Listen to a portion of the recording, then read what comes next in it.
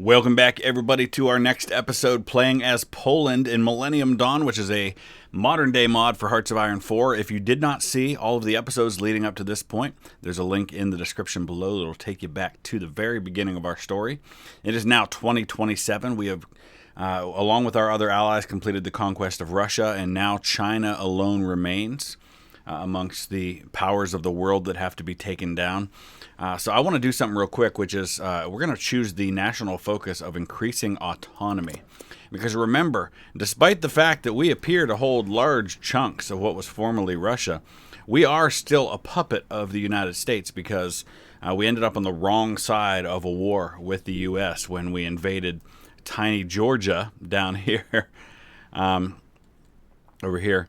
And that led to a world war that we were on the losing end of, but now we are on the side of the Allies. So once we defeat China, I don't know how much territory we'll end up getting in the concessions after all of that. But we do want to move toward autonomy so that we can once again become an independent nation and not just a satellite, which is what we currently are. So let's see what happens. Can we just take a minute and appreciate all of the layers to what we're reading right now? Donald Trump has announced that the cowardly Russian nation could no longer withstand the pressure of the overwhelming presence of American forces throughout the country. The Russian government chose to flee and has gone into exile. Their main forces have capitulated. The United States is now in control of their home area. Though the war against what remains of the European pact continues elsewhere, this is a great victory for all of NATO. Now, the United States doesn't actually control all that much of Russia. They control just this little piece here, and then everything over here. France has got this, Belgium, Norway, Kazakhstan there, but now it's on to China. And you can see here where the war is currently. This eastern front has been there for a while, but of course now there are no Russian troops, but that also means that all of the Chinese troops can now rush over to defend this border instead of having to help the Russians. Interestingly, the United States is dealing with some combat here from some Chinese troops that are trying to take back some of Russia there. And we've actually got our own Polish troops down here as a part of this. So you can see here the overall numbers in the Sino-American War at the moment. 6.5 million fielded manpower from all of the available nations that are participating in this conflict. On the other side, 1.28 million to 1.4, somewhere in there. They've lost 4 million. We've lost 4 million on our side. Only 86,000 of those losses have been mine. So the majority of the losses, France, the United States has lost almost 2 million. That's just insane numbers of casualties. Spain, 250,000. Turkey, 159,000. Portugal, 94,000. Germany, 135,000, the Netherlands, 90,000, and Belgium, 60,000. So those are the big ones. France has lost almost 1 million. They're the only ones that are anywhere close to the United States in terms of losses. So this will get interesting now that all of these forces are starting to move in over here. It looks like we've dealt with the issue with Russia up here. So we'll go ahead and move our forces down to the border. And we actually, our divisions actually include a number of German and French divisions that have been given to us by those nations to help with the fight. So let's go ahead and find a spot that we can get involved. I think we'll draw our front lines, say right here. Oh, it's already moving. And then we'll maybe try to push and see if we can get a cutoff over here somewhere.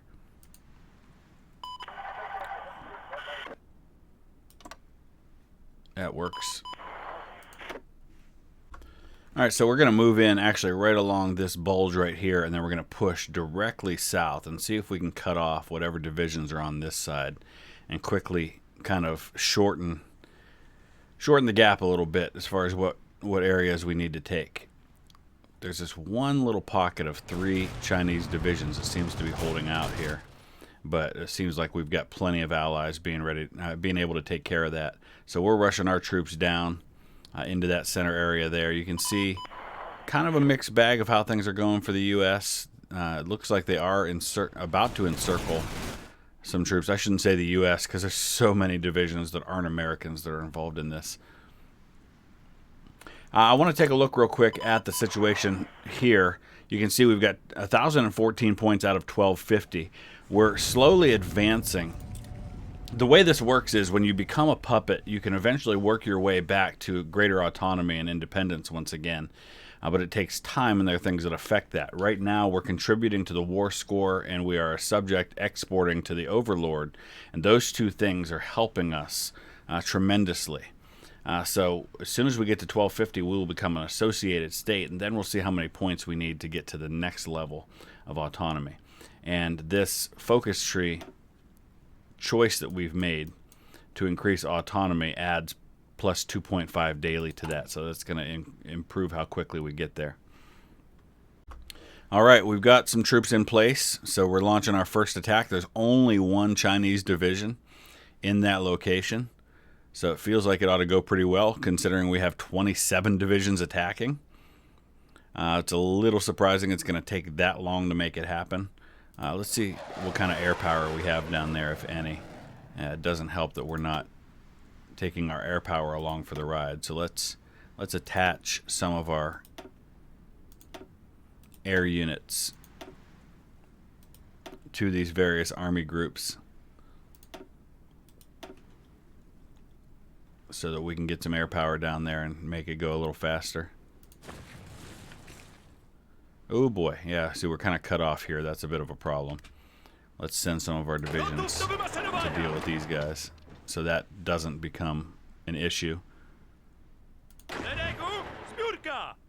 fact, I'm going to send a few additional divisions north to deal with that. Okay, I think we've dealt with this little problem here successfully, so now we can continue our focus here, and it looks like another day or so we should have that territory taken. This will be our first step toward being able to cut off what appear to be a significant number of divisions. We'll see how things are going over here. Oh boy. Not real great at the moment, but there are just so many men that eventually we're going to wear down the Chinese. Oh, it looks like we're coming in from the south as well. Boy, there's all kinds of landings happening here. So China's just got more fronts than they're going to possibly be able to handle. This all started, if you remember, because China invaded Taiwan. Now, that's long been a sore spot. Of course, Taiwan is known as the Republic of China. So both consider themselves to be the legitimate China. And Taiwan is allied with many of the Western powers, and it's always been kind of a potential hot spot for conflict if China were to make a move on Taiwan, which so far they haven't done. So in our timeline, that's what happened. So Italy has just joined the Commonwealth, which is an alliance that includes the United Kingdom, and it doesn't appear much else beyond that. Oh, and Australia and New Zealand. So primarily those nations have formed. It's interesting that Italy has joined. I think Italy joined because they have likewise left the European Union, just as the UK has. That might be one that we might try to find ourselves connected to, but looks like Theresa May is still the Prime Minister there. But we don't have the same ideology as them, or at least we won't very much longer, because we're working our way back toward nationalism. We're super close to becoming an associated state. Okay, we can raise our autonomy and become an associated state, so let's go ahead and do that. Now we need 1,250 points to become free. So at that point, we will once again be independent. That'll be a big deal. And hopefully that'll pretty well coincide with the end of the war with China. And so we'll hopefully get to, I don't know, maybe 2030 with a new lease on life and a chance to kind of pick up where we left off. Israel just declared war on Hamas. That's going to be interesting. We'll see what happens with all of that. I guess while the rest of the world is focused elsewhere is a good time for them to be dealing with such things. Looks like we got another kind of out of nowhere appearance of Chinese divisions. I'm not sure how that happened, but I'm sure we'll quickly deal with that. You can see the land that we've taken in the west. You can see how things are going elsewhere. I feel like probably another year or so, and this war should be won. You can see the casualties continue to be about the same, but China is now 23% toward capitulation. So more and more we're going to push toward victory there. I think we're seeing one of those breakouts. This tends to happen in wars on this game where you have a long series of kind of stalemates, or it just seems like very little moves for a while, that eventually you get to that place where you have a major breakthrough, and it just seems like at that point everything falls apart, because a country that's just defending and hanging on by a thread finally just has that breakthrough that just allows everything to go. And it looks like we've hit that point up in the northeast of the country, and the battlefield, which was kind of confined to this area for several years, has now finally just exploded, and you can see that China's collapsing on all sides. I feel like that 2028 may be the year this war ends. Here's where they're at right now. They're at 31% toward capitulation. Let's see how quickly we're moving toward freedom. We're at 100 points already, so we're gaining, what, about 3 points a day, so a little over a year away from total freedom. All right, things are looking really good now. It's July of 2028. And the two halves of our invasion forces are about to meet in the middle and successfully cut China in two, which is going to rapidly move up the end of this war. As soon as they connect here, all of these divisions in the east will be cut off. And let's take a look and see where that puts us. China is very near to capitulation, 69% and counting, as we continue to move in from the west. They're successfully cut off in the east, and it'll be interesting to see how quickly now this all goes down. And if they take all of this region, I think that'll be more than enough to finish off this war. 73% toward capitulation now. Wouldn't be surprised to see this end in August. Wow, this is happening so fast. I mean, once they cut off that region there, they just moved in so rapidly over there. We're at 88% toward capitulation. The war's clearly going to end in the next week or so. These divisions are just falling apart. And you can see now their fielded manpower is just about 1 million, and our side's almost at 7 million now. 92%, 93% toward capitulation.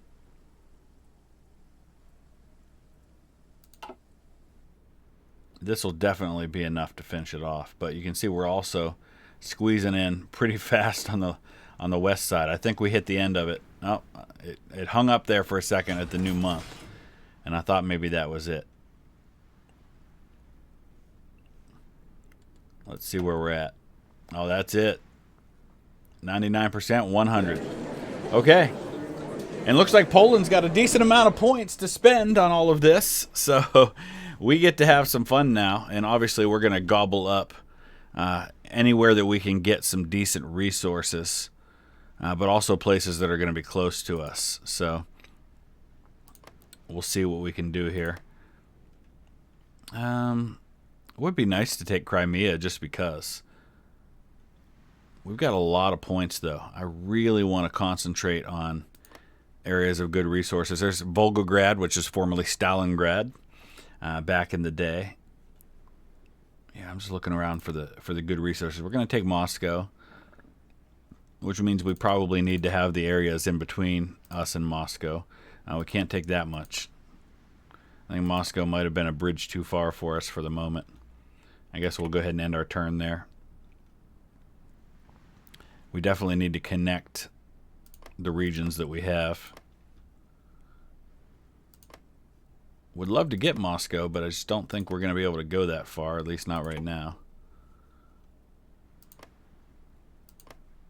Okay, now we can take it. Smolensk as well. Oh, we're going to get a decent chunk of territory out of all of this. And we didn't even have to do the work. That's the way to go, you know? I don't know if we want to take all of that down there. I don't want to get too crazy greedy here.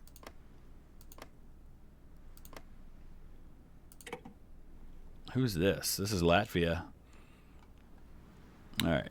So there's not a ton of resources out here And if there's not a ton of resources, then it's really not worth having. There is some oil in here, though, that I would like to have. There's no point in taking a bunch of territory that doesn't include the resources. Otherwise, it's just silly to take it. Honestly, I'm pretty satisfied with what I've got. I think we'll just kind of seal things up right there. Yeah, I'm going to be pretty satisfied with that, I think. Alright, so we took 24 states. Russia is going to go ahead and exist as a nation still. We probably could have done something to puppet them or something, but we are a puppet ourselves still. U.S. wants to send us military aid, so that's cool.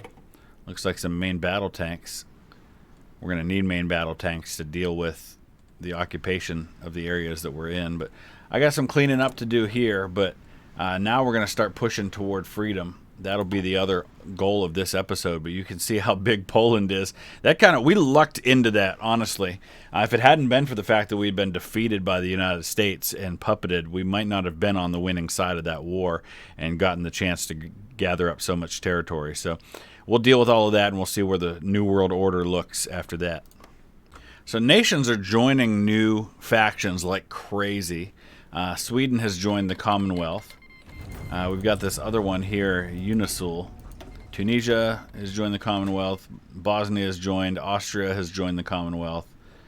We also have the European Pact, which still exists. Apparently, we didn't do nearly enough to put down China and Russia. I guess I probably should have puppeted one or both of those or done something else. I don't know. But Unisul is starting to become good chunks of South America. And it seems like the Jerusalem Defense Pact. It seems like we're very quickly breaking into factions again, and I am right on the cusp of this one and surrounded by it in a lot of ways. Once I can get back toward nationalism and no longer in a democracy, I think I want to try and focus on taking out Belarus. That's kind of a big chunk of territory right in the middle of all of mine that I'd like to deal with, but we're not nearly there yet. Alright, well, I might have screwed up by not making sure that this didn't happen again, but it never in a million years occurred to me that China would immediately turn right around and declare war on Taiwan again after the war ended. But here we are.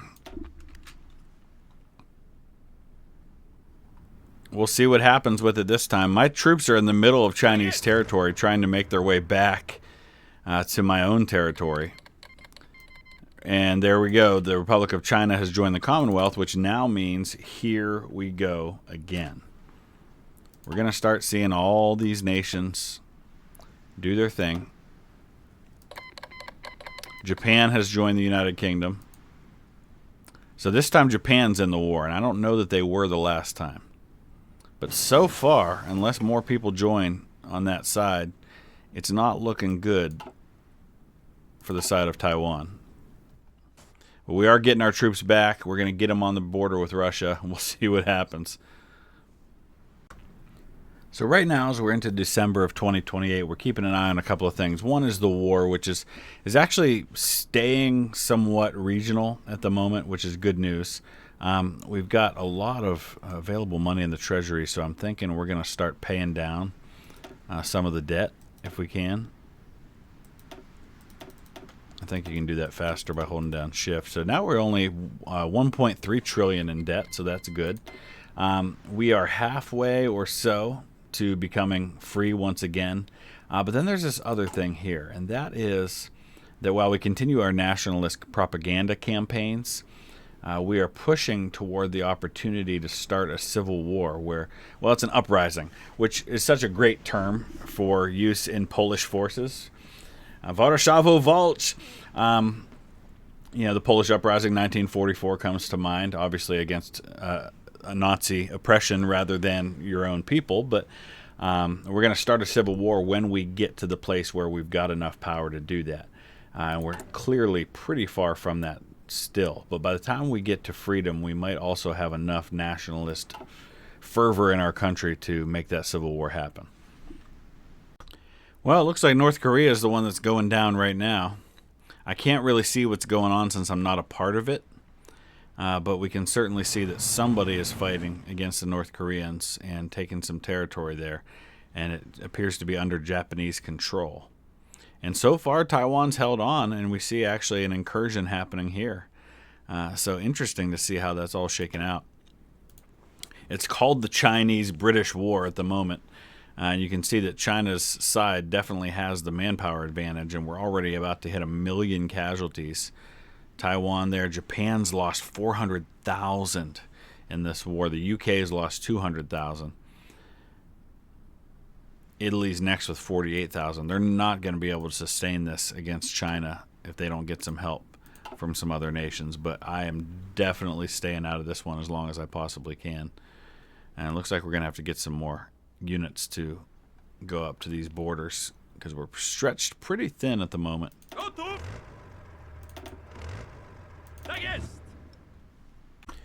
Well, it looks like Russia is going to lose some territory again. This time, the British have successfully landed along with some... Are these Yemeni troops? I can't tell what flag that is. But I know Yemen's involved in this war. It looks like they might be... not quite Syrian. Let's look at the map. Or look at the war and see. Yeah, that is Yemen. Okay. So Yemen, even though they've been conquered, they're still a part of this war. Egypt's flag is very similar to Yemen's with the colors, just a different symbol on it. So this might also be Egyptian. But interesting to see them going after that territory there, which is a nice little slice of Russia that's easy to bite off. Let's look at the factions as they exist in the world now. European Pact is huge in terms of territory. Commonwealth has some significant nations in it. Oh, Yemen was actually on the other side in the war, so that's why they've been taken out. Those have to be then Egyptian forces. Commonwealth also includes Sweden, Italy, some of the Balkan states, Tunisia, interesting, and Canada. So there is an election campaign going on, although I don't think we're at the place where the nationalists are going to get elected, but we are going to do our part to attack the emerging outlook imbeciles. But we're just not going to get there. We're not to that place yet in terms of the percentages. We are only 1,250 points away from being able to declare our freedom from our American oppressors. Nationalists are now at 26%, making them the second largest faction. But Western Outlook's still at 53%, so we got a long way to go to push into that majority. Activates mission, form new government. He does not have a majority in Parliament to form a government, so there's an opportunity then, maybe, for us here. I don't know exactly what that's going to be. But it'd be great to see the nationalists somehow form a government from their minority, but I highly doubt that's going to happen. Just keeping an eye on the war here. Seems to be at a standstill at the moment. Okay, so here's our form new government panel. Jacob Michel, who has 38.5% of the vote, did not get the majority. So far, our coalition consists of just them. I don't want them to be the coalition, though. I want the nationalists. Give up the Polska Partia. This one we'll try instead. Okay, yeah, let's do that. Fake news. We'll find the needed allies. No, I don't want them to take the government. And then we'll try to join. Oh, they have a provisional government of Ukraine. Let's see. Wait, did I just give permission for other countries to break away from me? Because I certainly didn't want that. I think that happened at the same moment I was dealing with this, and I thought it was related to that. Oh boy, okay.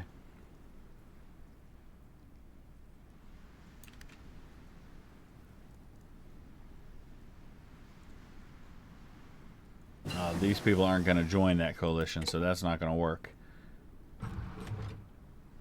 We'll lose 300 political power if we don't do it. That's okay. Not a huge deal. We got a ton of political power. I think maybe we'll let that just kind of sit right now. In a move that draws closer and closer to communistic ideology, the Japanese government has today dismantled the chrysanthemum throne, the position of the Japanese emperor. The first emperor, according to legend, sat on the throne around 650 BC, and the first confirmed emperor did so in 100 BC. Either way, the Japanese monarchy was the longest existing monarchy in the world. Everything has come to an end.